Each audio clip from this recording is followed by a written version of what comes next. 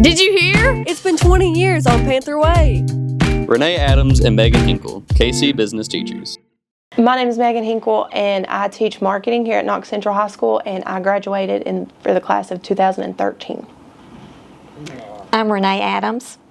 I retired from Knox Central in 2021. I graduated from Knox Central in 1983, and I'm currently retired.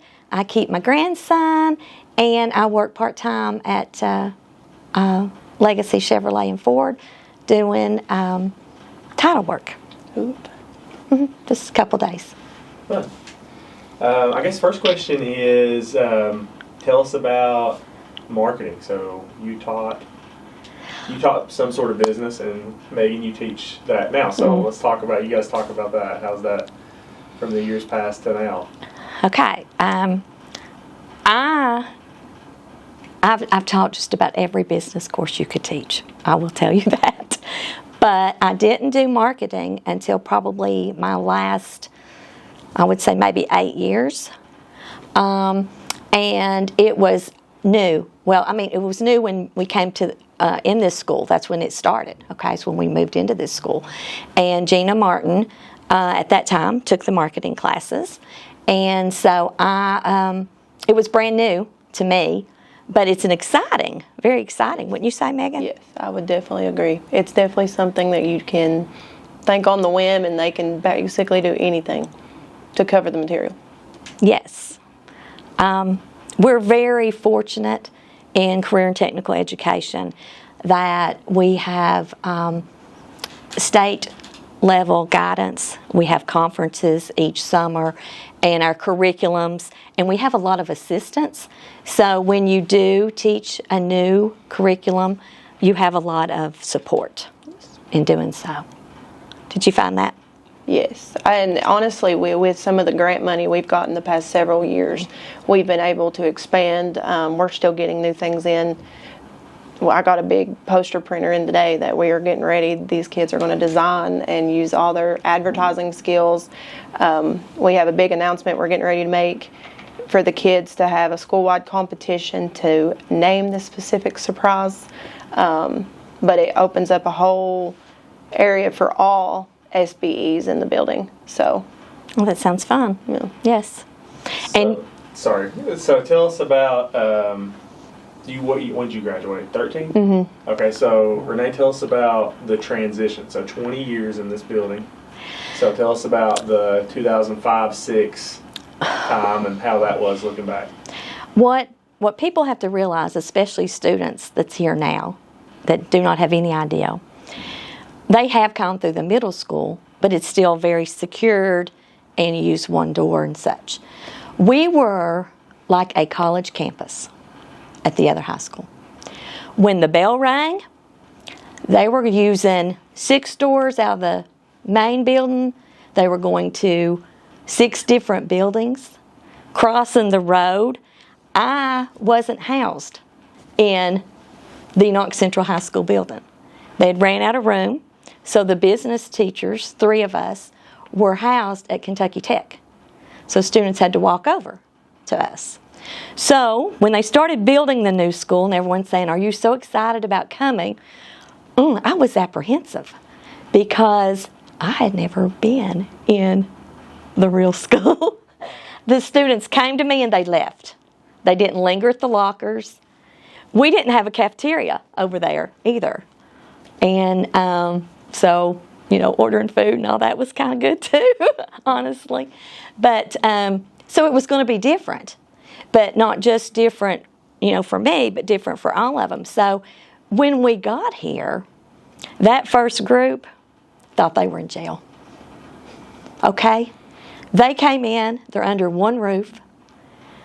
We were used to seeing sunlight, all day long going out, because you were going in and out of the doors. Now, don't get me wrong.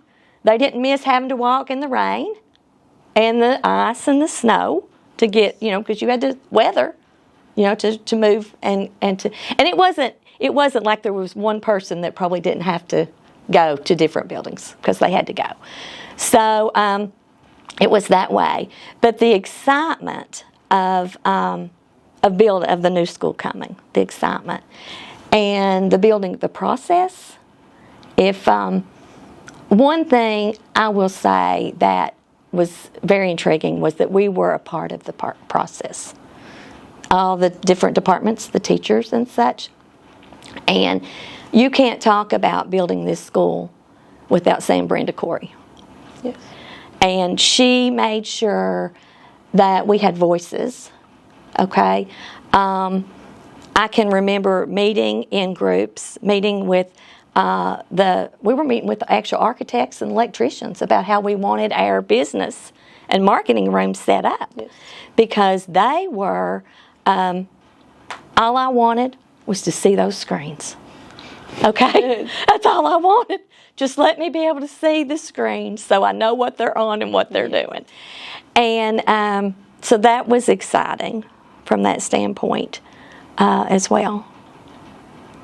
Yeah, I think one of our biggest, like my biggest memory here was being in that room, which at one point was Gina Martin, and then you'd had that same room, the classroom I'm in now, having those computers, and we all were so excited to go in there and get on those computers, and we had those big windows in there. Everybody could still see outside. You made it feel like we wasn't captured in. I remember people always like, I've not even looked outside today. And I'm like, oh yeah. But I was like, yeah, I have, because I've had that room all day. 3 huge windows in there. We could see outside. So it was basically like we were outside when we were in that room. That room, because it's all the windows. That one does have. And I'll tell you something else that you've already heard. People say that they come up here and was touring the building and trying, community was different people. And the big spook, the big deal, was the upstairs railing. And the kids were going over it. What's going to happen? That was a fear. Oh, it was a fear. So much so that my actual first room that I was in was upstairs. I guess home ec may be there now. Yeah. It's got the office between, because that was my office, the co-op office. Yes. Okay, all right. So that was my first room. And that's the one I got to help design and do. And it was carpeted, and it was very nice. Everything was very nice when we came up here. But that put me, I was on that hallway. And we had to stand there, and we had to tell the students, let's say, like with this carpet, if that's the blue and this was the white, they couldn't step outside the white, going near the railing. When we first came up here. But and you see it, the railing is slanted. It's made to where that, is that way. So, but that was a scare. We got up here and, I don't care. Everything new has its flaws. Yes. I don't remember, Megan, so I don't know if you were here. Were you here when, and it may have been early on, when that smell was so bad? No, but I remember hearing about it. Okay, because you were probably in middle school or something. Yes. There was, and someone else would have to tell you really what it came down to if we even know, but it was this smell that and it happened after a lot of rain. Yes. So there was talk about if it was coming from the ceiling or if it was coming, Yes. the roof, or if it was where it was coming from. But we want to talk about media. Okay, if you want to talk about media. The kids had contacted WYMT. I remember. And they did a walkout. Yes. They did a walkout over that. It did smell, but nobody was really going to get sick over it, I'm just going to say. I actually just talked to somebody, I guess after we had that little incident like a week ago, that I was like, every time it rains, it has that smell. Like if it just rains a little bit now, which I'm sure it's not like it was then, because I remember people saying it was like to the point you couldn't be in the building. Yeah, it was inside. Yeah. But you would walk in and you still have that hint of like, whatever that odor is when it rains enough that. Yes, as I worked later, there was days when I'd be like, I was coming in, oh no, but it never, they knew what to do at that point. Yes. Pumping something out, I don't know. It was just different things. But let me ask you, we've asked everybody this. You think about 13, when did you graduate? I graduated in 1983. Okay, so think about a teacher that you had here that impacted your life in a positive way, or if there's more than one. We've asked everybody that. So I had Opal Mays, Harry Mays, and driver's ed. Wilma Ty, biology. And I will say this, when I went to Union College, and when I went to Union College, I'm going to tell you that we were in our biology class, and we had enough basic to go, and people who didn't was struggling, and they were like, how are you getting this? And that's why. The foundation. Had lots of Ina Now. Y'all probably, that's Spanish. She's probably one of the reasons. She's the person I wrote about when I had to write why I was going to be a teacher, was my Spanish teacher. I would have to say, honestly, it would be Miss Rhodes and Miss Adams, honestly. Because Miss Rhodes did end up getting my green leaf. But she was probably one of the biggest reasons I think I even finished school. Like, she was the one that motivated me not to quit, not to, like, give up as easy as I wanted to in my high school. But, like, and then I remember co-op. Like, we had just had the best time. And, like, we would work on our resumes and we would have class, but it wasn't class. It was like a family. And I think that's where my business liking to it is because of that, because of the environment that co-op and all our classes created, which is what I strive to do with my classes, which mine's is more marketing than business, you know, like hers was evenly divided probably. But, like, a lot of my aspects is, like, we create a family with your pathway. You create a environment where the kids want to come in, and we have exciting things. And, like, ours was desktop computers. We didn't have Chromebooks. I'm not even that old, but, like, we just had those. But, like, now we have so many other apps and opportunities that these kids can do everything at their fingertips. And I mentioned the money that we've had the past several years. Like, we've been able to get these kids to where, even like with the media, and like we mix and mingle, we can borrow kids, and it's just a better environment. I think these kids can figure out what they want to do now, and when they leave here, they know where they're going. An interesting fact was I was in the first computer class ever at Knox Central High School as a senior, and we had 4 computers, and there was 12 of us. So 3 of us had to share. And of course, so then 4 years later, I come back to teach. And I taught on probably every system. I mean, I started without the hard drives, one-piece system, the TRS-80 Radio Shack. I've been through it all, okay? Been through it all. And to watch technology, Yes. You know, how it... like, I enjoy watching the Blue and Gold Network and doing that. Well, I go back. I was part of the team that started TV4, okay? And so it's changed, but it's still alive and going well. And we had, you talk about business partners and people working together. You know, Barville Utilities is who worked with us then at that time. And I did co-op. I taught 35 years. And 32 of those, I did co-op. So I had to have business. I had a lot of community support, a lot of community interaction. I said earlier I taught so many different subjects, but that comes down to before you had to actually go out to the business, okay, to check on them and to do. And then technology came, and you could just send things back and forth. So then I was opened up to teach and have more classes, okay, and still do the co-op. But I think, I'm just going to throw that out, job shadowing and co-op is excellent for students, excellent. Yes. And talking about technology, the kids laugh at me all the time because, like, me and technology, they're like, you're not even that old. But we didn't use Google. Nothing was Google. Everything was Windows. So, like, I'll say PowerPoint, and then they're like, what are you talking about? And I was like, oh, Google Slides. I'm sorry. Or I'll say Excel, and they're like, what's Excel? And I'm like, Google Sheets. Like, so it's like a terminology, like it's a curve for me, and I use that in my classroom to say, see, we're still learning. Like, teachers are still learning with you all. So the kids kind of use that and be like, here, just let me do it. And I'm like, yeah, show me how to do it. And then they just... We've asked a couple more questions. We've asked everybody, tell us one of your favorite memories from Knox Central as a student or a teacher, or your favorite years.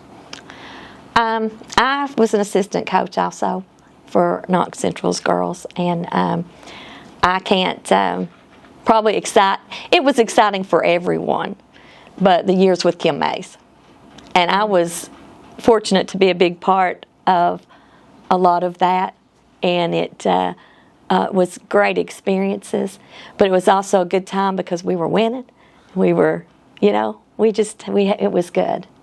Yeah. I would say when I was in school, it was like the school environment. Like we had the best pep section. We had like that football seasons where like we broke records one of the years that I was in high school. I just remember all the pep rallies and just the school environment, like where the students would come together. And I remember the T-shirts, like they would pass out T-shirts that we would create or whatever they would do, and it was just always such a positive experience. Define success. Well, one of my favorite was the ending of our mission statement, and it was probably from old school to new, so it was during that time, was that we wanted every student to make a worthy contribution to society. And it wasn't about whether you were going to college or going to career technical. It was about, in whatever way it works for you, you would make a worthy contribution to society. Yeah, I see these students, especially through co-op, where they're working what they've done, doing that. Yeah, and I mean, this is only my 5th year teaching, but just my definition would basically be the same thing, because we want to see that they succeed. And one of the biggest things is like people say, like, I can't go to college, or I won't pass classes in college. I'm like, it's okay. I know tons of people that are doing trades like lineman school or plumbing, and like they take 6 to 12 weeks in school or whatever training or requirements they have to have, and they're making a killing. They're working under people, and we talk about building that relationship with the community. Like we can connect them with those people before they even get out of high school.